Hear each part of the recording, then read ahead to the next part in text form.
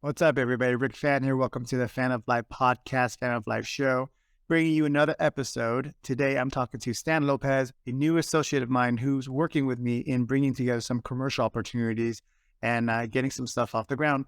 But more importantly, these conversations are meant to share stories, tidbits, and hopefully entertain and inspire you guys. So if you find value in this, please subscribe, Apple Pod, Spotify, and YouTube, of course, and pass it along. We'll be building a new studio this year, so things will be changing and improving. So I appreciate the support thus far. Share it with your friends and family. And without further ado, enjoy this episode with Mr. Stan Lopez. Mr. Stan Lopez, what's up, buddy? How are you? Good. How are you? Good, man. Good. Now that you're here, I don't know if the audience will get a chance to see, but maybe they will when they follow your IG. But you have this awesome profile picture that I was like, man, is that AI? Is that really you? You look like a superhero, dude. Yeah, I do. Actually, that was AI. Was it?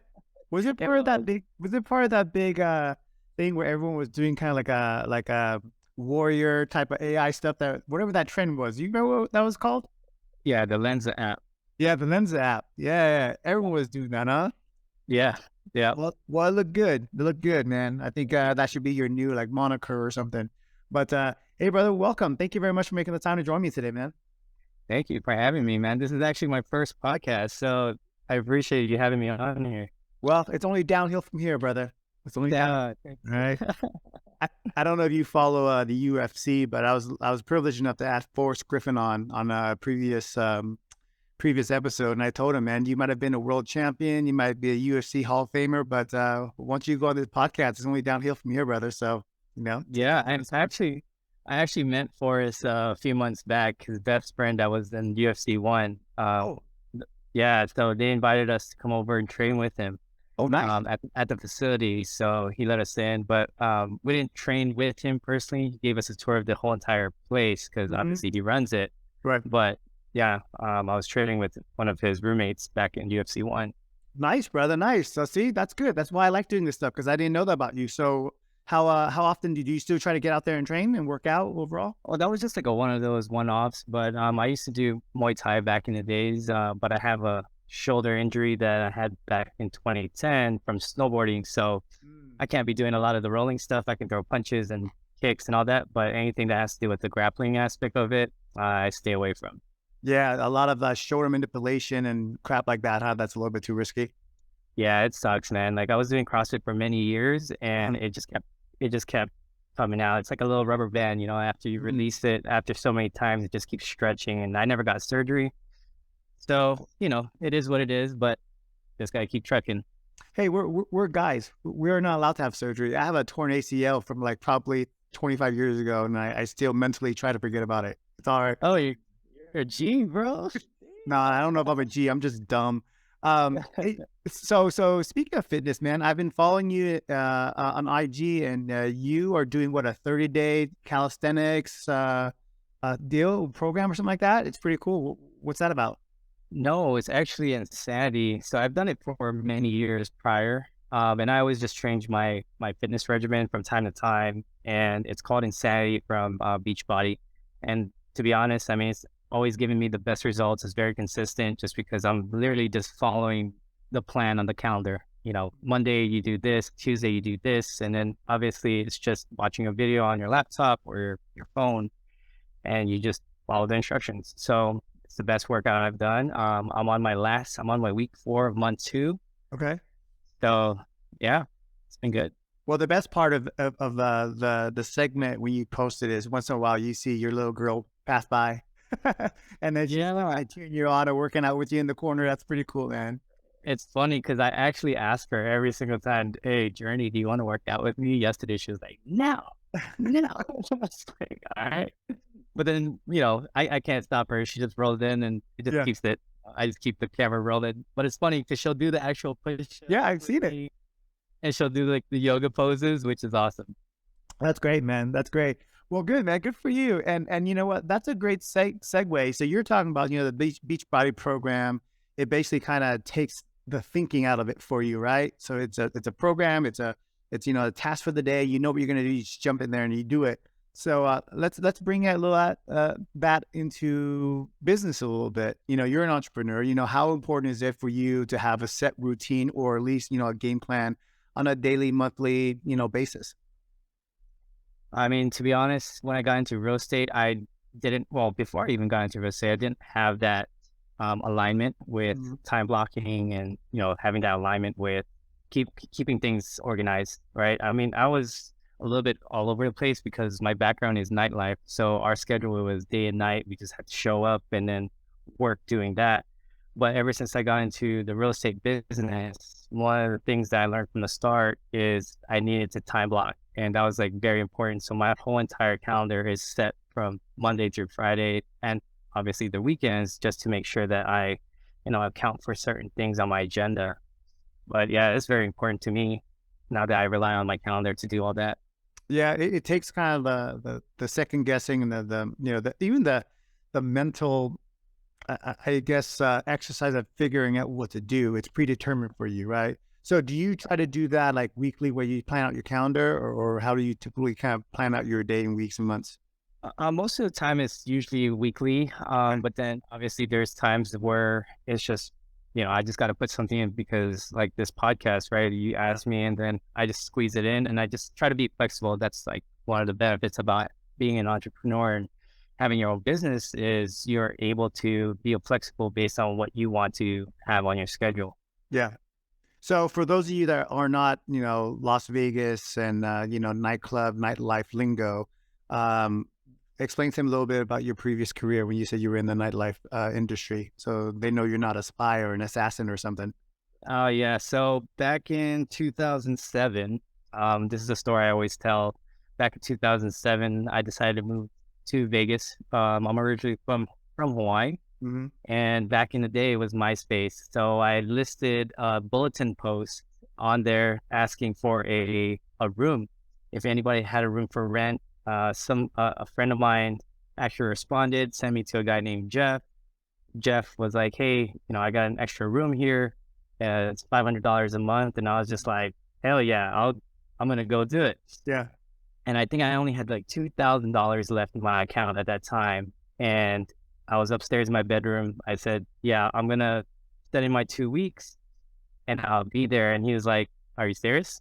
I was like, "Yeah, I'm gonna come up there." So I literally ran downstairs, told my parents, I was like, "I'm moving to Vegas." They're like, "When?" I said, "In 2 weeks." And I literally threw in my 2 weeks for my job. I packed up all my things and I left. He picked me up and I was like, "Shit, what am I gonna do for work?" Right. And my buddy Jeff, people know him here. He's a graphic designer. And he was just like, "Why don't you try nightlife?" Because at first, I was like, maybe I should be a valet, but then I didn't have a car. So I Yeah. was like, yeah, that's not going to work out. Right. Right. So he introduced me to this guy named Mike. Mike was one of the director of the promotions at that time for this for Tao Group. And that's where I started. I started at Tao. He hired me on the spot back in 2007. And I started off walking the strip, promoting, just passing out, those flyers. Hmm. And I did that. I did promotions for about 2.5 years before I got asked to come up to the VIP services team. I was one of the only promoters at that time. I broke a lot of records in regards to like getting the most people into the door, and all that. So I was one of the promoters that they brought in on the VIP services team. And back then, back in 2007, 2009, it was really hard to get into the VIP services. Being a VIP host was like, it was like one of those things where it's a glamorous job, right? Yep. And I think there was only 4 nightclubs back then: Body English, Tao, Tris, and Pure. Hmm. So obviously, I was working at one of the biggest ones at that time, and yeah, that's where my career just really took off in the nightlife space until 2020 happened. I was with the Win Nightlife Group doing all their venues, and obviously, the pandemic shut down, and that was that. February 2020 was the last time I stepped into a nightclub prior, Wow. and I said, "What's next?" So as a backup plan, I decided, what if I just get my real estate license because I've always wanted to get into real estate. Hmm. It was just not the timing. Back then the money was just so good to leave that it just kept pushing me back, pushing me back. I know I wanted to get into real estate eventually. It was just not the right timing for me. So I got my license. I took, I studied for it back in 2021. I got licensed and I started off on the residential side. But yeah, that was my nightlife career. I opened up many venues here, from Tao to Dre's to Hakkasan, Yeah. Intrigue, Lavo. Yeah. Yeah. I was with Excess and Encore Beach Club for 5 years. So, I got to see a lot of it, but that Well, was my nightlife. I will say, I have a lot of friends, especially when I first moved here 20 years ago in the industry and stuff like that. There's both sides to it, right? And you can attest to this. There's definitely the glamour side. You in your nice suit, you're partying. People are coming up to you. You are very important because you, for the most part, the general public, you might be the missing link from them getting in the nightclub or not. There's girls, there's this and that, so it's super fun. But the hours are killer because literally it is a nightlife.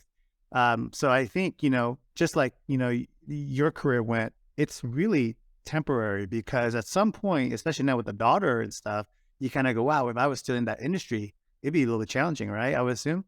Yeah. I mean, I give praise to the guys in my industry and the girls that had kids while they were out and doing it, because it's not just a career, it's literally like a lifestyle, Yes. going out, partying, drinking, and I'm not gonna lie, I think I did 69 days. I don't know why 69, but I did 69 days of just nonstop partying, blacking out, Hmm. and just sleeping in my car, like sleeping in my car in the parking lots.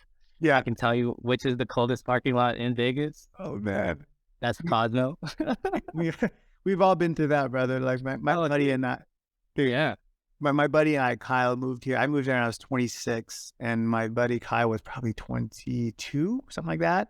So you got two knuckleheads moving here to Vegas. We have corporate jobs, and hopefully my employer doesn't hear this. But at the time, my numbers were still good. So at the end of the day, it's all good. But there'd be times, bro, when I would go to a club, roll out of the nightclub around 5 in the morning, and you go, well, it's Wednesday morning.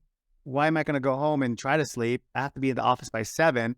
So I'm just going to go to, one of the cafes, have breakfast, wash my face, brush my teeth, with my portable toothbrush, and just roll right into work. And you would do it like 2-3 days in a row, which is now at 46, I can't even imagine that, brother. You know what I mean? Yeah. But It, crazy. it is crazy because it's like, looking back, having a kid now, it's just like, Mhm. dude, I don't know how I'm doing it, you know? Yeah. And it's surreal. I mean, don't get me wrong, this is like that's how I built my foundation, and I love meeting people and networking, and that was like one of the best things about it.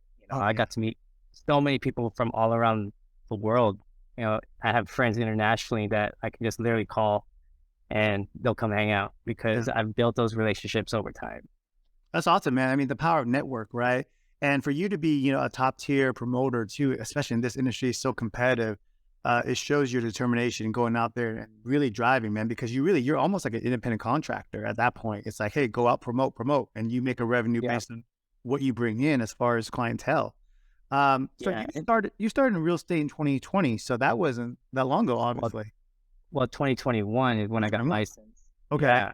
So obviously 2020 is like I was trying to figure out what was going on, if I was going back to nightlife or am I going full time in real estate. I mean, luckily, Hmm. I had sold my house. I had a house that I had for 10 years, and luckily I sold that right before, we shut down. Hindsight 2020, I wish I didn't sell, but it was calling. Yeah. I was like, you know what? It's time, right? So it was meant to be. And I just went, well, full time into real estate. And I'm the type of guy where I just get obsessed. Yeah, I go down a rabbit hole and I just, try to figure it out. And I'm a problem solver, so I'm still problem solving right now, Yeah. trying to figure it out. Yeah, and I can't stress that enough. I mean, 2021 was obviously literally yesterday. It's 2 years ago, barely, right? And Yeah. you're like all in, really, really deep in the commercial slash multifamily space, right? And Mhm. that's a whole Mhm. different animal than just showing an open house to a single family, typical residential stuff that an entry level or even an experienced realtor would do. So to say that you dive head in and you're that type of guy, man, that proves it because it's a different animal. So what Yes. made you turn into that niche in commercial and multi units? Well, I always tell everybody this. I'm more of a contrarian. A lot of my friends became residential Hmm. agents. Hmm. And out of everybody, I didn't see a single person in nightlife that became realtors go in the commercial side. So I said, why am I going to compete against 15,000 other agents when I can just be the guy in commercial, right? And I can just leverage my relationships I've already built over time and be the commercial agent instead of trying to compete or trying to sell houses that obviously, to be honest, it's very emotional. People are very emotional when it's the residential side. I'm Yes. more of a number, I more of a numbers guy. So I decided, you know what, commercial might be my fit. I feel like it's more of a passion. I love architectural. I love buildings. I just like all the aspects of commercial, being that it's non-emotional. It's very straightforward. It's numbers, and Mm. you're working with investors, right? A lot of owners, and in nightlife, that's exactly what I already did. I was working with a lot of rich people that wanted to come and celebrate and just go out and have a good time. So that kind of just, I figured, you know, why don't I just transition in doing this? Success leaves clues. And that was one of the clues that I had. I was like, Yeah. why am I going to try to work hard doing the same thing that everyone else is trying to accomplish? What if I just go into a space that I'm kind of fairly new in it, and all I got to do is just really switch my mindset and get into commercial with the understanding that I want to invest in something which is multifamily. So Right. that's the reason why I decided multifamily is going to be my niche in the commercial space. And yeah, that's the reason why I did it. Dude, that's awesome. That's awesome. You and I, without elaborating, and we'll help promote you at the end, but you and I had some one-on-one consultations and stuff, and the amount of information that you in the course of an hour that we spent together was mind blowing for me. And now realizing that you just started literally 2 years ago, less than 2 years ago, that's Yeah. pretty impressive, dude. That's very impressive, Thank you. actually. To quote Grant Cardone, he says, and I'll paraphrase, just because you don't have money doesn't mean that there isn't money out there. And when I started to deal in real estate 3 years ago, that's when I realized, holy hell, there are so much available money floating around through private lenders, traditional banking, just affluent people out there that really traditional school system and probably most of our regular family members have never taught us. You probably saw a little bit more of that because you were in the nightlife, so people were spending a lot more. But isn't it amazing when you dive into real estate and investing, you deal with the different tier of circle, you realize, holy crap, it feels like it's almost unlimited amount of money that's floating out there that's just constantly circulating, right? Yeah. Yeah, absolutely. But like just the when I was in nightlife, I would see people spending 20, 30,000 just on a single day, Yeah. on just one event, a night event, not even day club, right? Yeah. And now it's just transitioning into the real estate. It's just like, dude, the abundance of money that is around is unlimited. Yep. It's really just being in the right circles. And I think what's going back to that is kind of like how I first started in commercial is like I didn't have the right circle in the beginning. So I had to create my own, Mm. right? And luckily I found one of my mentors now. He's obviously I think we both have been Pace Morby, Sure. is building a community. And I didn't have a community when I first started. And my thought process was, how do I reach commercial agents if I don't know any? I know a lot of residential agents, but I don't know enough commercial agents. I knew one. And luckily enough, she was willing to help take me under her wing when I first started. And I just got to know a little bit of, terminologies and all that, but there's more to it. So I decided to create my own event. I started creating my own networking events, and it started off with three other guys except me or aside me. And the following month it became like 20, and now I'm starting to do events. And the last one I did at Legacy Club for a commercial event was like 80 people. And those were all just commercial people, right? Yeah. So for me, it was like, okay, how do I reach the amount of people that I need to reach in order for me to put my name out there, right? So that's what I did. I just thought outside the box, and I said, if I'm going to network with people, which is what I already did with nightlife, I can just create events. Mhm. And since then, I've made so many friends along the industry, and like since I think February of last year. Like, I've made so much friends in the space when I start off with just one. Going back to that one person that took you under her wing, like how did you approach her? How did you get her to go, okay, this is a guy that I'm willing to invest a little bit of time and education on. What did you do? I'm glad you asked that. Well, the very simple thing I did was just call up a friend. And the funny thing is, it's so Yeah. simple. You just literally ask people, like, who do you know? Right. Right. So I called my friend Jason Davis. I was like, hey, I know you're licensed. Who do you know that's in commercial? And he's like, call my friend Kim Henry. So Kim Henry, she's a broker at KW Commercial. And so she was willing to take me under her wing. And we did my first deal was a tenant rep. She was like, I don't like being out on the field. You can be boots on the ground. I'll do the paperwork and negotiate for you. I was like, perfect. Yeah. That's all I got to do. Yeah. And we'll split 50-50. And I was like, even better. Because for me, it was more about leveraging people with knowledge. Yep. Right. I didn't have the knowledge, but I had the clientele. I represent more buyers and tenants than I do with sellers. They have the sellers and the listings. I just go out and represent who I know. So that's how I did it. I literally just asked. And if I don't know the answer, I ask somebody else. It's crazy how simplified that is, huh? Very. It's Like, very simple.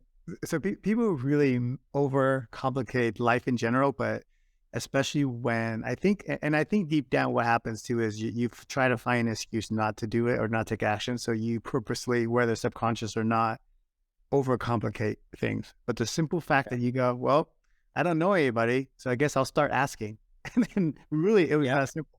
It was that simple. So and the other side to that where you were talking about is obviously you found the right person by just asking, and then you provided a value, right? So she was like, hey, I hate going boots on the ground. I hate being outside the office. I'm great at paperwork. I'll do all the stuff that you don't know how to do. Or you want to go out there and just be boots on the ground? And the fact that you already did that in the previous career gave you one leg up. So you were the guy that said, hey, I have no fear of being face to face. I have no fear in bird dogging. I have no fear in going out. And you utilize that strength and you combine it. It's a win-win. And I think that's where the missing link is for a lot of people. They hear this and they go, oh, yeah, Stan and Rick says, yeah, just pick up the phone and ask for people. And then they come with just empty hands, right? So the other caveat to this, hey, figure out what your value is and offer up that value. And I think, yeah, and then a lot of people really are more than open than most people realize. So for you right now, what is kind of like some of your primary focus? Is it Nevada driven or is it all over the country, or is there a special pocket within the multi-unit space that you're focusing on?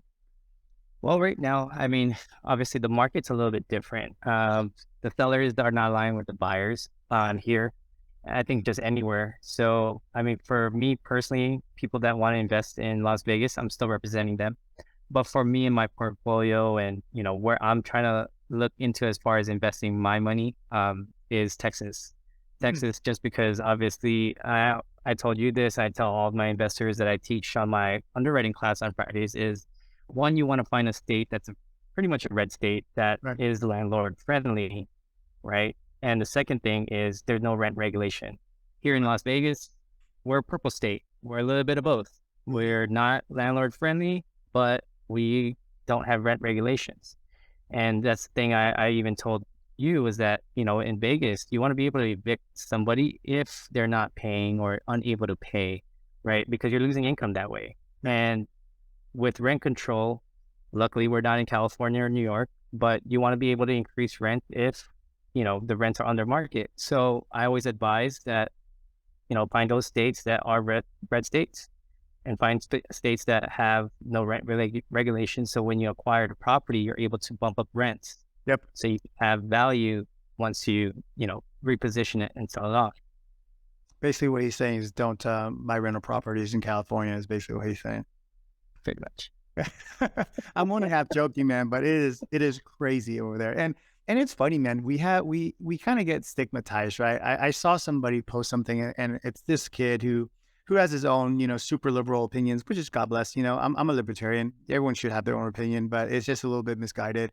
He posted something where he compared landlords to leeches.